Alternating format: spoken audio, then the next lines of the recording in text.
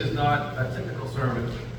Those of you who've been with us before know that this is one of my stories about a little place that exists only in my mind. But yet it doesn't. It doesn't. Because so many of my stories are based on a reality somewhere in time and place. And this one in particular. This one takes Dawn and I back about 20 years to a church we were serving in Down East Maine. And some of the characters, as I say, I changed the names of the characters to protect the innocent, to protect me from getting in trouble. And it's just a coincidence that, because I chose this sermon to do this Sunday several weeks ago, so it's just a coincidence that it follows the benefit dinner last night. But the title of it is, as you see, it's What's for Supper? Or more, the way I should say is, What's for Supper? Well, it's spring, and the old folks at Old First Church on the Common are gearing up for the summer supper season. Gearing up really only means they're getting ready to receive their assignments from old Jake Bradley. Now, Jake is Robert's brother. You know, Robert and Mabel, they lived in the big house up on North Main Street. It was the old McDonald house. You remember the McDonald house, built in 1789. Old Captain Josiah McDonald, who was Bob and Jake's great-grandfather.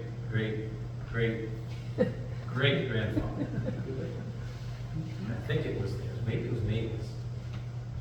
Anyway, because this, go back to the time of our history in our little town, and there's McDonald's and then there's McDonald's, and you don't want to mix the two. Well, anyway, Jake is Bob's brother, and Jake organizes the church suppers through the summer. Jake is one of our local eccentrics. And but then, in our little town of Rockhaven, we have so many what we call characters that people would be closer to normal elsewhere are the eccentrics in our town. In other words, the normal people in your town are the eccentrics in our town because we have so many characters that if you're normal, you're the eccentric. If that makes any sense. Jake Bradley, Jake drives around in an old pickup truck. It's one of those little mini pickup trucks, not a real pickup truck, but a mini pickup truck. And I think it's not worth much. I think he paid more for a CB radio and the big whip antenna that goes on it than he did for his truck. He has the prerequisite gun rack in the back window, and in it he's got the shotgun, he's got the 22 and a couple of fishing poles. There's nothing odd about that in our town. And hanging from the rearview mirror is a dozen or so of those little pine tree air fresheners. You know, you don't throw the old ones out, they might still have some scent left in them. Well, however, it isn't this that calls your attention to Jake's truck. No, it's the bumper stickers. Personally, I believe they are what holds the truck together. There's so many bumper stickers. In fact, when he went to the town office to register his truck one year, they asked him what color it was, and he had to pause. Think about that. Well, and let's just say if you look at Jake's truck and you see the bumper stickers on the truck, even the most casual bystander would be able to tell that Jake is on one particular side of the social political spectrum, and he's teetering on the edge. Now, Old First Church prides itself on being a diverse congregation. And if you pull into the parking lot at Old First Church on any given Sunday morning, you will find bumper stickers on cars supporting all different kinds of organizations and different causes. I mean, you'll find some that say, I break for woolly caterpillars, woolly bear caterpillars. And another one right beside it says, I'm pro spotted owl and I vote. And then there's one that says, nuclear power plants are built better than Jane Fonda. That's on Jake's truck. It's right next to the one that says, hug a logger, not a tree. And right above the one that says Charlton Heston for president. Personally, one of my favorite bumper stickers in the whole parking lot of our church is the one that says, "Beam me up, Scotty, there's no intelligent life down here." That's on the pastor's car. Well, OJ, he's been organizing the church suppers for, some would say, not organizing, but engineering. Others would not be so kind as their description of Jake's efforts. But he's been doing it since his wife passed away. And I don't know, it's been a few years now. Oh, and another thing, Jake doesn't take too kindly to change. Changing much of anything, for that matter. But when it comes to the church suppers, he has been especially immovable. The menu is fixed. You start out with ham in April, May, June, and July. Beef in August. Ham in September again, and then you close out the year in October with turkey. No changing. Pies for desserts, always pies. Even though most of the women today don't have the time to bake the 4 to 6 pies Jake asked them to make for every supper. Jake doesn't see the big deal. He'll whip off 8 or 10 pies for the park, especially the blueberry, love the blueberry runs. And another thing, the volunteers find themselves, this has been going on for years, decades now, and they do it from April through October. The volunteers find themselves doing the same thing month after month, year after year. Bertie Dixon sells tickets. Imogene Reynolds fills the serving bowls and plates.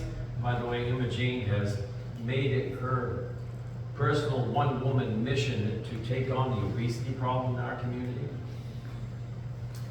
Her sister Beth will take those bowls and they'll put them, she puts them through the window. They go out to Sarah McIntyre and to Betsy Holden to serve the tables. Only women serve the tables, and then only certain women ever attain the high honor of working the tables in the dining hall. Reverend Williams, he hasn't seen the dining hall in the 8 years he's been part of the church. He's stuck in the corner, washing the big pots and pans and running the dishwasher. Oh, and Clara French, she comes in, she's the church organist. She comes in and she will entertain those who come early with a few of the gospel favorites on the piano that sits there in the dining hall. Even the dates of the suppers hasn't changed. They begin the last Wednesday in April, and they are held every 4 weeks through October. Not the 4th Wednesday, not the last Wednesday, but every 4 weeks. So you know what this does as the summer progresses. Is this the week for the supper? No, that's not. No, we're not sure. It's not. So by the time September, October comes, supper could be on the 2nd Wednesday of the month. Has everybody confused? There's no changing.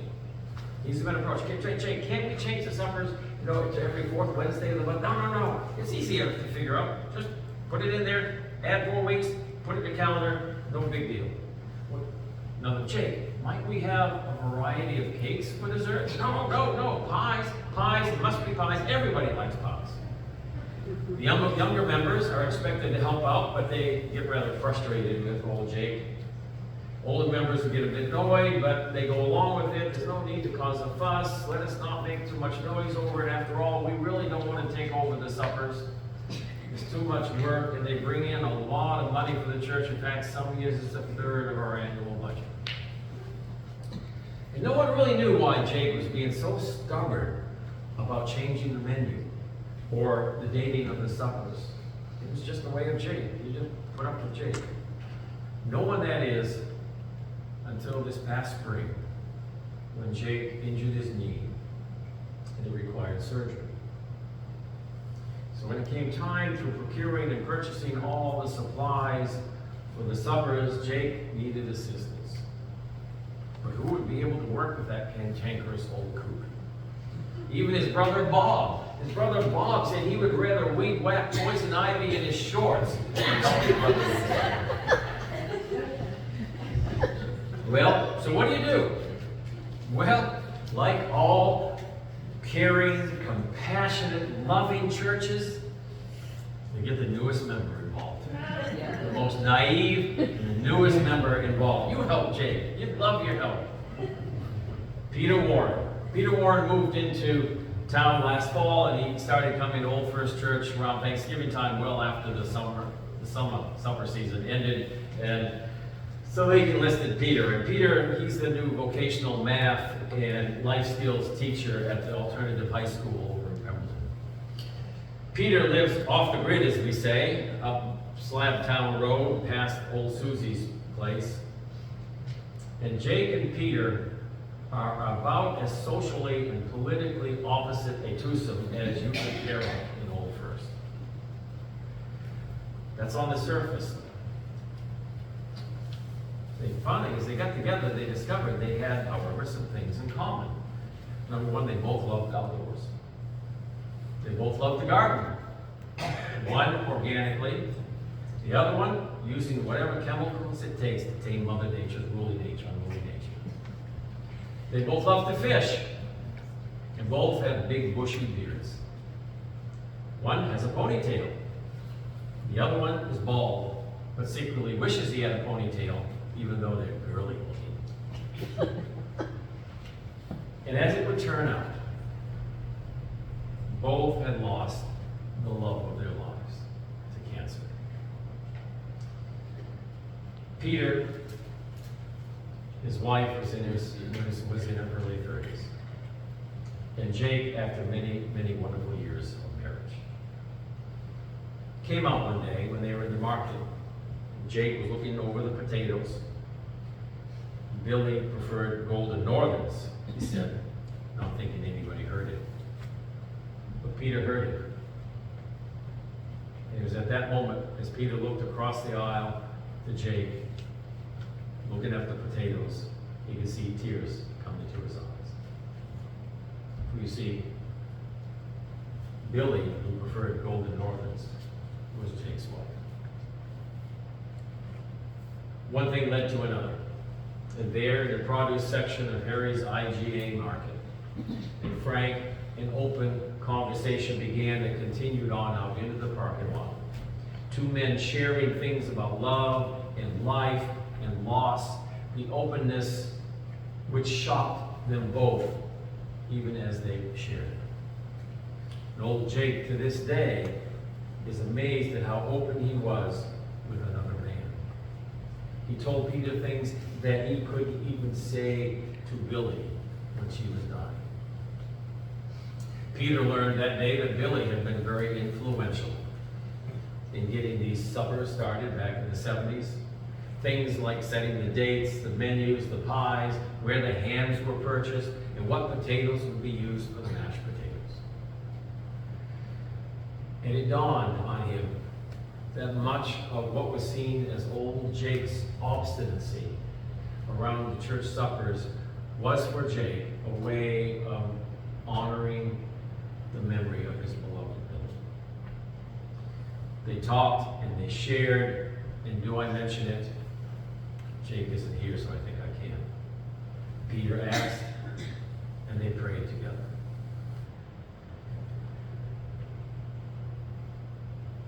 It was a few weeks ago, Reverend Williams reminded the folks during worship on one Sunday, love one another as I have loved you.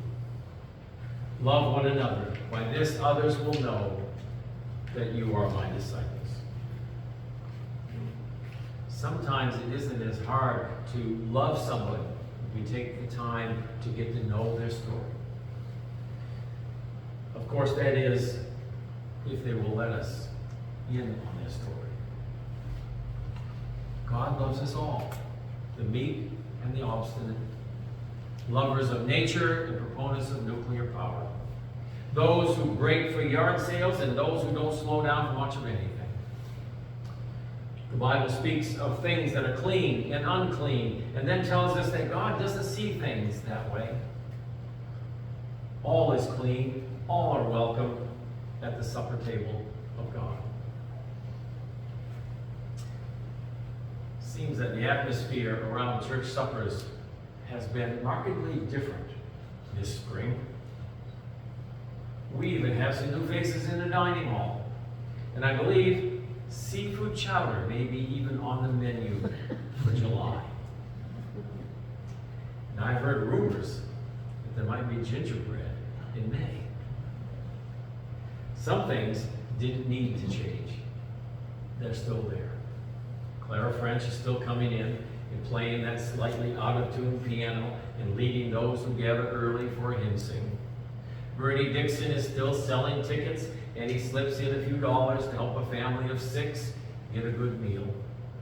Imogene, she's still bent on making sure everyone knows what a proper serving size is. And Reverend Williams, well, he's still stuck over in the corner of the kitchen. The big stainless steel sink, scrubbing the pots and pans and loading and unloading the dishwasher. But I think it's okay with him. He smiles as he watches a couple of the younger women whisking around the kitchen in the dining room and kidding around with old Jake as he now sits on a stool, closely monitoring how much butter and milk go into the Golden Northerns as they are being mashed. Nothing but Billy's best for the good folks of our community.